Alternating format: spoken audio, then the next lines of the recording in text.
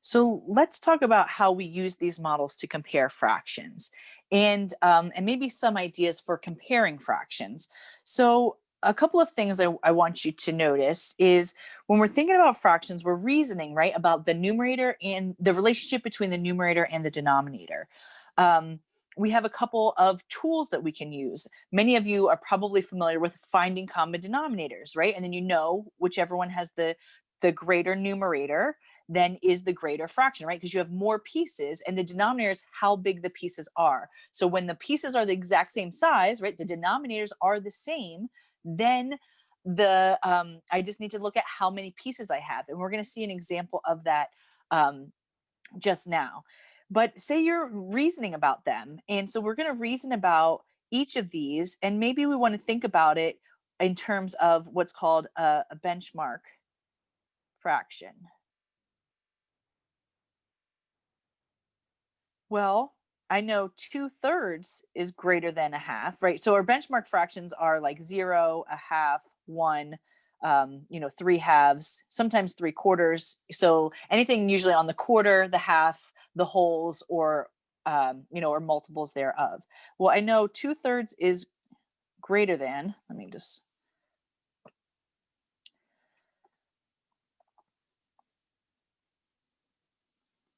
well, but I also know 5/7 is greater than 1/2. So in this case, the benchmark fraction strategy isn't that helpful, but it's a great place to start when we're thinking about like reasoning about fractions. So let's see this each of these fractions in the set model, and we're going to connect that to the common denominator strategy. So I'm going to just draw in the set model as I did last time, so you can see how you can create a set from anything, right? We don't have a predefined set, but we want to do is compare 5/7, right? Question mark, and 2/3. Which one is greater? How do we know? So let's start. Well, let's look at our 5/7. Just like last time, I wanted to find a seventh. So if I want a set and I want sevenths, oops, sorry, I don't need to color them in yet. Jumping ahead of myself, right? 1, 2, 3, 4, 5, 6, 7. Awesome, right? Each of these, right, is 1/7, right? As I look down, each of these is 1/7. I have 7 of them. But in this case, I don't want to just show sevens. What's the other denominator I need to see in this set? Again, because in order to compare them, in order to show equivalence or non-equivalence, right, comparing, we need both. We need the sets, the wholes defined exactly the same. They need the same size whole, whether that's the same size circle, the same pattern blocks, the same length. In the length model, we need the same set in the set model. So in this case, well, we want, if the columns are sevenths, we can copy and paste, we can make our set bigger and show thirds. I do this 3 times, and now check this out. Each row is now 1/3, 1/3, 1/3, right? I have 3 of them. So this is my whole.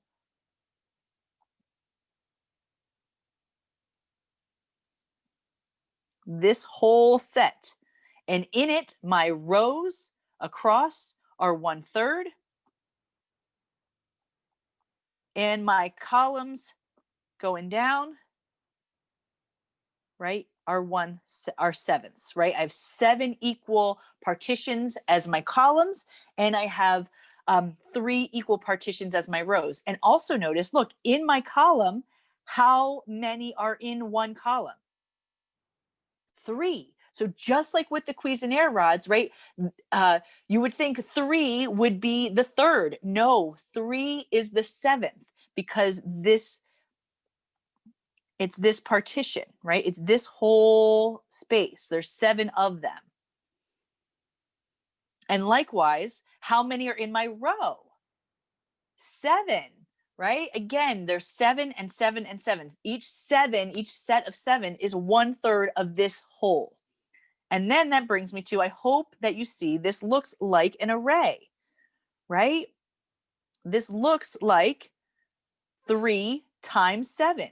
And that is literally how you find a common denominator, right? 3 times 7, right? Times 3 is my 21 on this side, times 7 times 7. And this is, right, my denominator is 21. What I do to the numerator, I have to do the denominator. And so that's that procedure of finding equivalent fractions that we want to be able to explain. Oops, sorry, I keep choosing the wrong one. I want this to say 3, right? 3 times 7 and 3 times 5. So here's my set. 1, 2, 3, 4, 5, 6, 7. 1, 2, 3, 4, 5, 6, 7.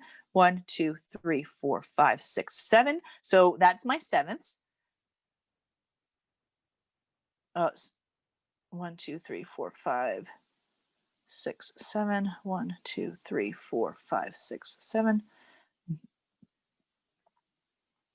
And now this one's my thirds. You're like, wait, they look exactly the same. Yes, right?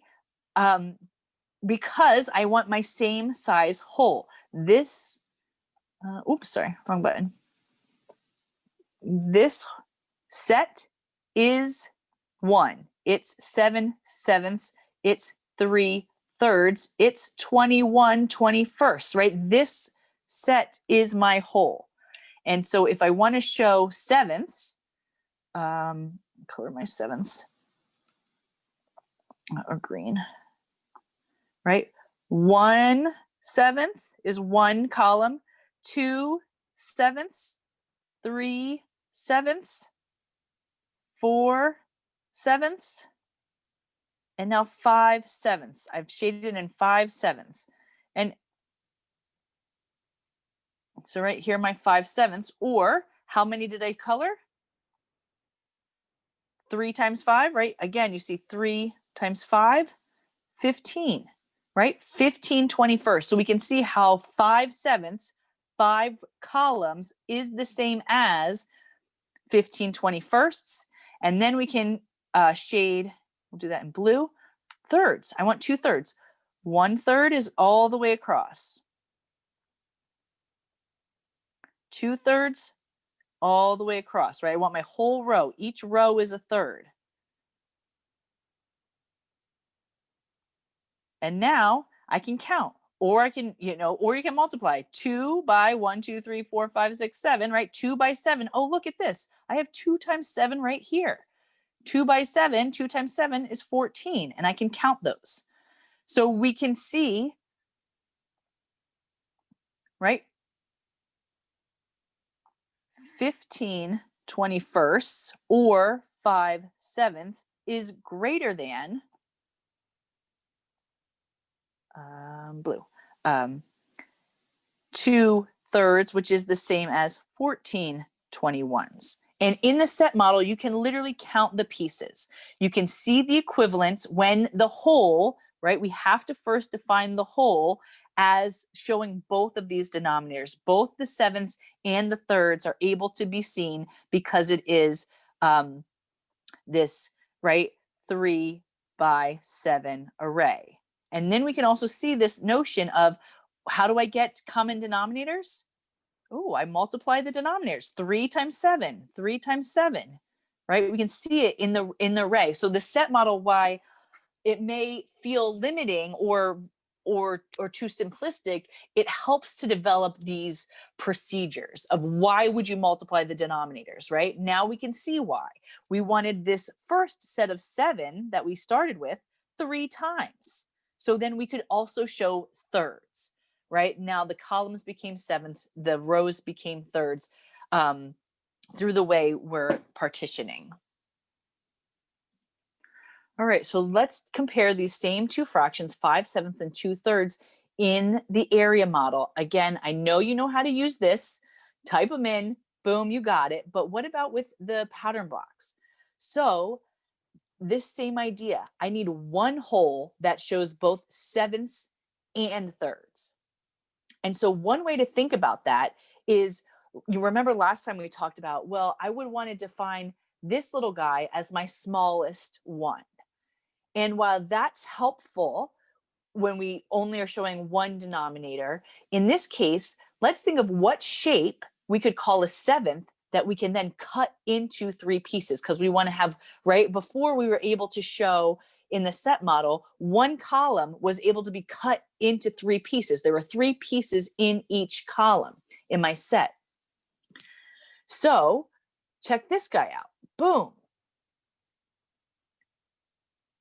The trapezoid is made up of three triangles.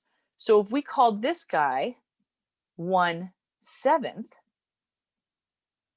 then we can figure out what 1/3 looks like. And now to make our whole, we want 7 of them. So here's two trapezoids, 4 trapezoids, 6 trapezoids, right? And again, you can just stack them up if that's easier. You don't have to take my word for it, right? 2 trapezoids, copy, paste, 2 trapezoids, copy, paste, 2 more, 2, 4, 6, 7. Put it there, wherever you like it.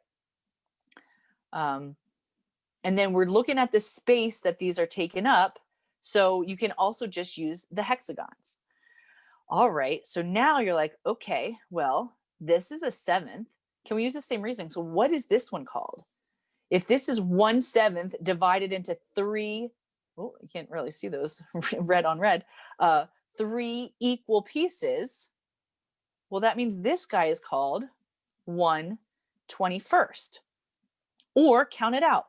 6 of them fit in here, 6 of them fit in here, 6 of them fit in here, and 3 of them fit there, right? There'd be 21 of the little green ones in there. So again, this idea of when we're going to get into adding and subtracting or finding common denominators or equivalents, right? All of these ideas are so interconnected, and this is why we want to have fluency with the models. So now we can see, okay, if this is 1/7, well, I want 5 of them. 1, 2, and maybe you already knew that, we could have done, right? 2/7, 4/7, 5/7, right? Maybe you want to show it that way. Or maybe you want to literally pull out 5 of these guys. Either way works.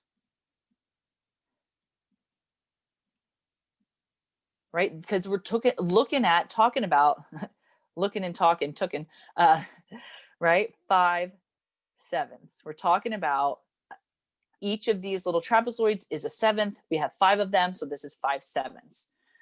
Okay, Dr. Swartz, that's all awesome, but we haven't even talked about thirds. How did we even know that this should be our whole? And now I'm going to show you, I moved that over because it's just going to be a little bit more clear where we can see the thirds. So just bear with me for 1 second and think about how we can take this whole and cut it into 3 equal pieces. 1, 2, 3. So that's why I moved that guy down there, just for visual sake. So each third, and I'm going to erase this now, is now going to be a hexagon, right? We see 3 hexagons. So each hexagon and one of these guys and the green triangle, because, and maybe I'll make them all one color for you. If I have a hexagon and a green triangle together, and I'll color them purple, right? I can see that shape. I'll copy that shape and I'll rotate it. Makes up, copy that shape and I'll rotate it. Oops. Right? 3 of that shape, and maybe I'll make these each different colors. blue and black, right? Each of these now is a third of my whole, that whole that we started with. And I'll move these out of the way, right? So you can see the same exact area. So this shape here, and again, it doesn't matter the orientation, whether, it looks like the triangle's on the side or underneath or on the left side, right? On the right side, on the left side. It doesn't matter because we're looking at the area, the space it takes up. So in this case, boom, boom, delete. Yep. These two pieces together are my 2/3. And you're like, okay, I don't really know what to do with that now. But if we're comparing, oops, sorry, turn the wrong one. That means we're comparing the areas. So I'll duplicate this just so I don't lose that. Oh, look it. So I literally take one and put it on top of the other. This is my 2/3. This, all of the red there is my 5/7 because I have 5 1/7 pieces. When I compare them, I literally put one on top of the other. Which one is bigger? We have red one sticking out. The red one, right? 5/7 is greater than 2/3. And this, right? This is my whole. I didn't label that yet, so I'm going to do that right now. All right, take a minute, pause the video, and make sense of this idea. Write it down in your notebook or try to do this exact same example now on your own. Start with 5/7. How did I build to this crazy looking hole? How did I then figure out this was 1/3? And then how did I compare the two fractions that I started with? And why does this little green one become 1/21? What would this guy be? What would this guy be? Right? That's part of our partitioning and iterating practice. So I'm going to delete those. Those are all things I want you to practice right now. All right, welcome back. So we're going to use that same exact reasoning, those same exact ideas to now think about the 5/7, the 2/3, and I'll maybe write it out here, 5/7 and my 2/3. And in the length model, right, without a predefined hole, how are we going to figure out this length? Without first jumping in our head, oh, I got to do 7 times 3 is 21. So I know my length needs to be 21. Yes, it will be 21, but we want to build to that because your students aren't necessarily going to know that. So we want to help them to develop this reasoning. So let's start the way we started before. I'm going to turn off the numbers. And so just like when we did here, I wanted to define a 7th. Oh, sorry, you see the annotations are still here. Pick one shape that can be cut into the other shape, right? Define my 7th in such a way that I can also have it be thirds. Be split into 3 equal pieces. So I'm going to define my 7th as my length 3. And now I'm going to iterate that shape. I want 7 of them to be my whole. 1, 2, 3, 4, 5, 6, 7. And now pause, right? Now come back. If I turn on the numbers, right? 3 plus 3 plus 3. This is how I develop that reasoning, that rationale, that explanation for where and why and how common denominators, right? Where we get them, right? If this is 1/7, there's 7 of them and they're each length 3. So now I want to think about, well, for thirds, I want there to be 3 equal pieces. And maybe here, I know the lengths, but say you don't know the lengths. Okay, so let's do a guess and check. All right, we know it needs to be greater than the light green. So do 3 dark greens make up, are they the same length? Nope, they're too short. So let's try next one, right? Black ones, 1, 2, 3. Oh, wow. So that means each black one is called 1/3. 3 of them make up the whole. And now you can also define your whole, right? If you want to use the biggest rods or the least amount of rods possible, 10, 20, 1. So 7 3s or 3 7s is the same length as 21. So this is also, you can use the Cuisenaire rods for whole number reasoning, but we see how important they are when it comes to fractions. All right, so now we want to compare 5 7s. So 1, 2, 3, 4, 5. How does that compare to 2/3? 1, 2/3, right? As soon as I figure out my whole, I then get my pieces, my fractions, and now I just put them side by side. The length model, we're comparing the lengths. It's very clear. The greens are longer than the blacks, the black ones, right? The black rods, oh, sorry.